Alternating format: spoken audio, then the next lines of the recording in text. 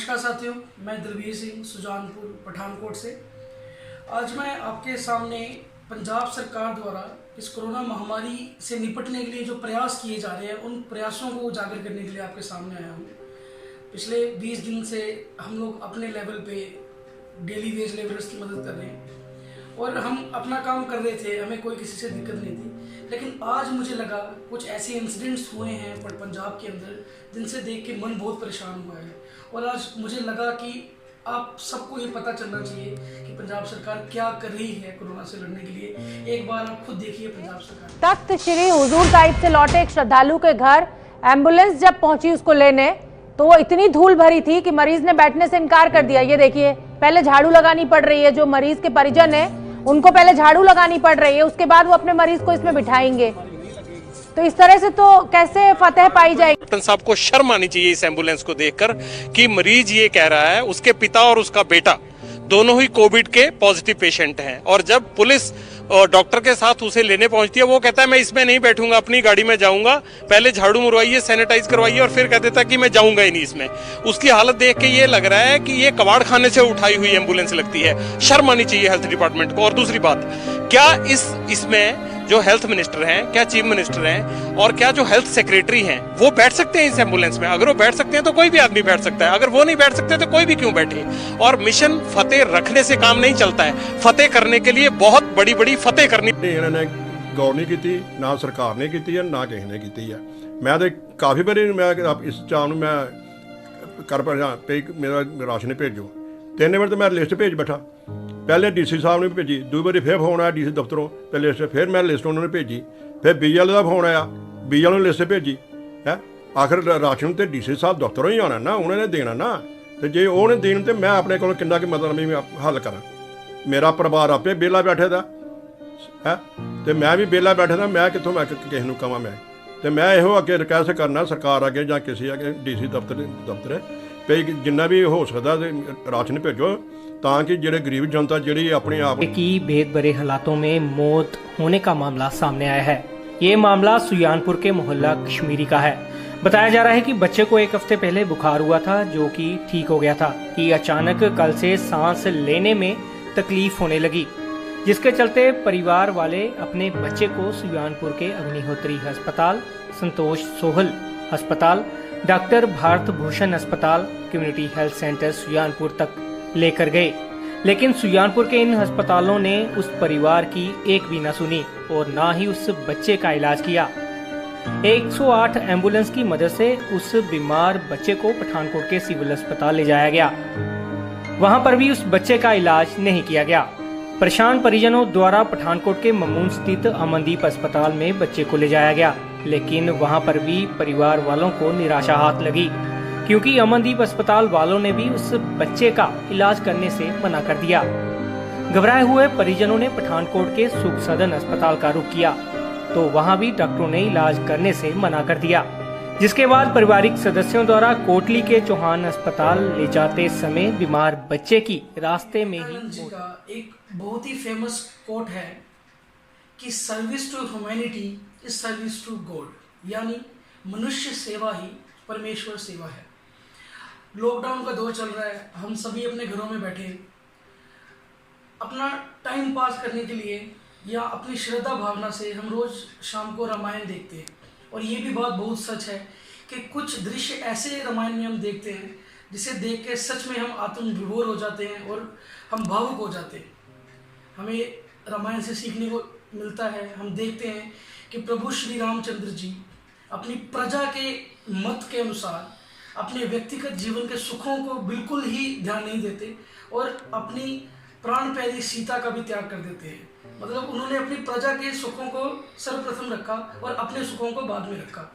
लेकिन भाइयों, आज का दौर बिल्कुल बदल चुका है। पिछले 30-35 दिनों से देश में लॉकडाउन चल रहा है। मजदूर वर्ग जो रोज कमा के खाने वाले लोग हैं वो बहुत परेशान हैं, कोई काम नहीं है। और आप सच मानिएगा कि यहाँ तक हालात है लोगों के कि लोगों को एक दूसरे के घरों में उधार मांगने जाना पड़ रहा है ताकि उनका चूल्हा चले। हमारे जो नेता हैं यहाँ के सुजानपुर शहर के, वो एक दूसरे पे आरोप प्रत्यारोप की राजनीति कर रहे हैं। हमारे बीजेपी के विधायक कहते हैं कि कांग्रेसी जो हैं वो पंजाब सरकार से जो भी मदद आती है सिर्फ कांग्रेसियों में बांटते हैं, बाकियों में नहीं बांटते। मेरी आप सबसे विनती है कि हमें नहीं पता बीच में आपके क्या चल रहा है क्या नहीं चल रहा। आपको जितनी भी राजनीति करनी है आपके पास बहुत समय मिलेगा आपको राजनीति करने के लिए, लेकिन ये समय लोगों की आप मदद करो। और इसी के साथ साथ कुछ एक अनुभव मेरा भी है प्रशासन से डीलिंग का, वो भी आपके सामने लाना चाहता हूँ। आप सब जानते हो कि पिछले कुछ दिनों से हम लोग अपने क्षेत्र में राशन डिस्ट्रीब्यूशन कर रहे हैं। तो क्या था कि डिमांड्स बहुत ज़्यादा आ रही थी हमारे पास। बहुत से लोग ऐसे थे जिनको ज़रूरत थी राशन की। अपने लेवल पे कुछ दानी लोग जो हमें दान दे रहे थे, उससे हमने कम से कम 10-15 गांव जो थे हमने कवर करे। लेकिन जो डिमांड थी वो और हमारे पास आ रही थी। तो मुझे ये अनुभव हुआ कि सरकार जो है वो भी हम लोगों की सेवा करने के लिए, तो क्यों ना सरकार से मदद लीजिए। हमारे पठानकोट के जिलाधिकारी, उनको एक पत्र लिखा और बहुत ही मतलब रात में मुझे उनसे रिप्लाई भी मिला, जिसमें उन्होंने हमसे कुछ डाटा मांगा सुजानपुर शहर का कि जिन जिन लोगों को राशन की समस्या है, जिनके घर में गुजारा नहीं चल रहा, तो आप उनका डाटा हमें प्रोवाइड करें, जिसके अंदर उनका नाम पूछा गया, उनके पिता का नाम पूछा गया, उनका आधार कार्ड नंबर मांगा गया। ये सब डाटा उन्होंने मुझसे मांगा।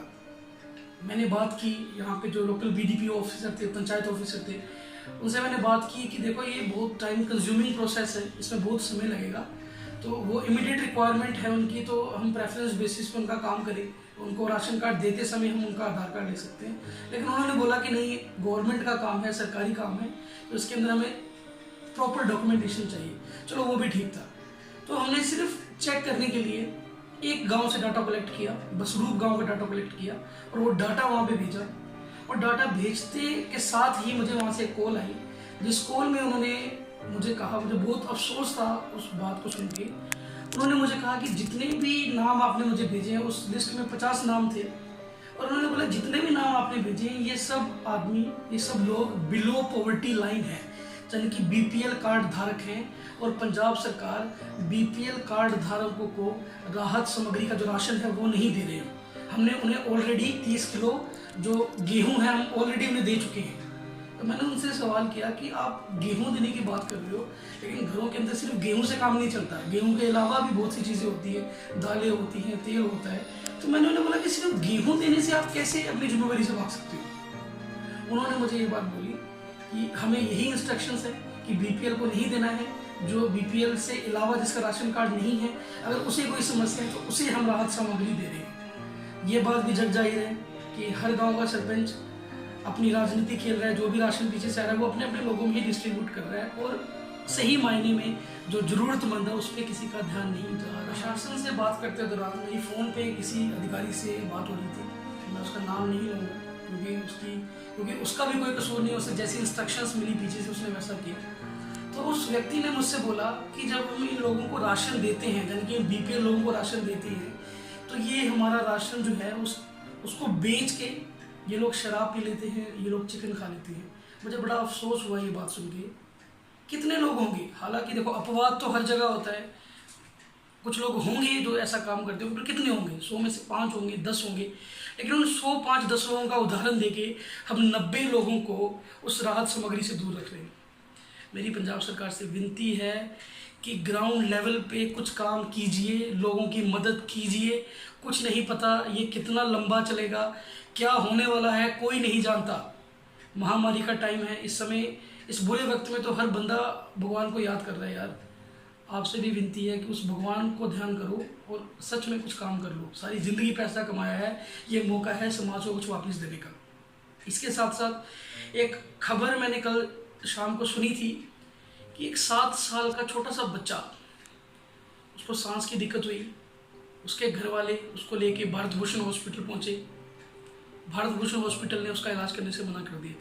उसके बाद संतोष सोहल हॉस्पिटल पहुँचे, वहाँ पे भी इलाज करने से मना कर दिया। उसके बाद primary health care centre Sujanpur पहुँचे, उन्होंने भी इलाज करने से मना कर दिया। बूढ़े माँ बाप उस बच्चे को रात में लेके सिविल हॉस्पिटल पठानकोट पहुँचे, वहाँ पे उनसे ये कहा गया कि इस समय हमारे पास कोई भी सीनियर डॉक्टर नहीं है, वहाँ से भी उन्हें जाना पड़ा।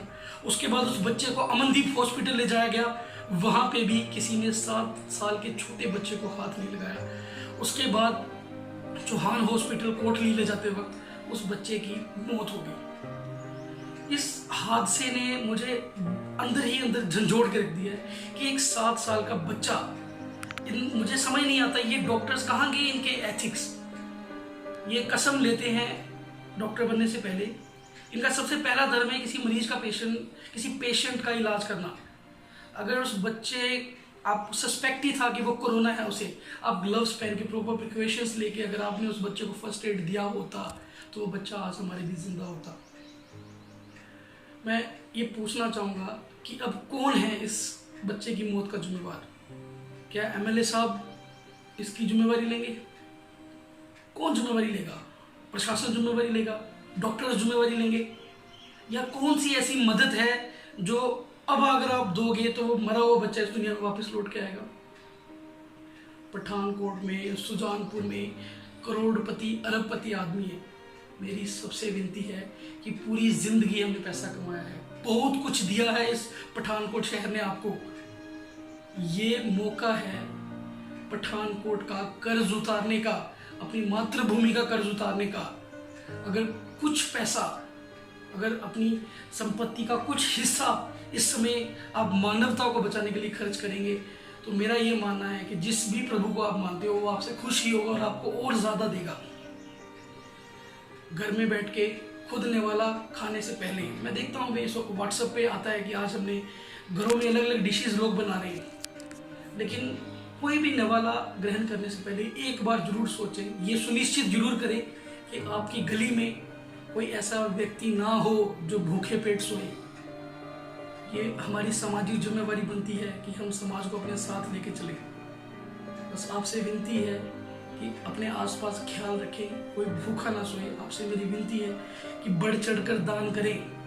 सरकारें कुछ नहीं कर रही, आप सब ने पीएम केयर में पैसा डाला है, अब तक वो पैसा वहाँ से चला भी होगा तो यहाँ नहीं पहुँचा। 1 महीना हो गया अब तक यहाँ नहीं पहुँचा और मुझे लगता भी नहीं आगे पहुँचेगा, क्योंकि इन सब चीज़ों में पॉलिटिक्स इन्वॉल्व है, बड़े बड़े करप्ट लोग इन्वॉल्व हैं। आपसे विनती है अगर कुछ सहायता करनी ही है तो अपने व्यक्तिगत तौर पे कीजिए, इंडिविजुअल लेवल पे कीजिए। आप अपने घरों में दुबक के बैठे हैं कोरोना महामारी से बचने के लिए और आप खुद को बताते हैं कि आप बहुत बड़े देशभक्त हो। घर में रह के हम देशभक्ति जाहिर कर रहे हैं, बिल्कुल सही है, घर में रहना चाहिए, लेकिन देशभक्ति जाहिर करने का एक और तरीका है कि आप अपने घर में रहते रहते अपने आसपास के 10 घरों की जिम्मेवारी लें और ये भी सुनिश्चित करें कि कोई भूखा ना सोए इस महामारी के दौर में। आपसे विनती है, ख्याल रखें इस देश को, इस दुनिया को, अपने जिले को, अपने मोहल्ले को इस भयानक महामारी से बचाएं।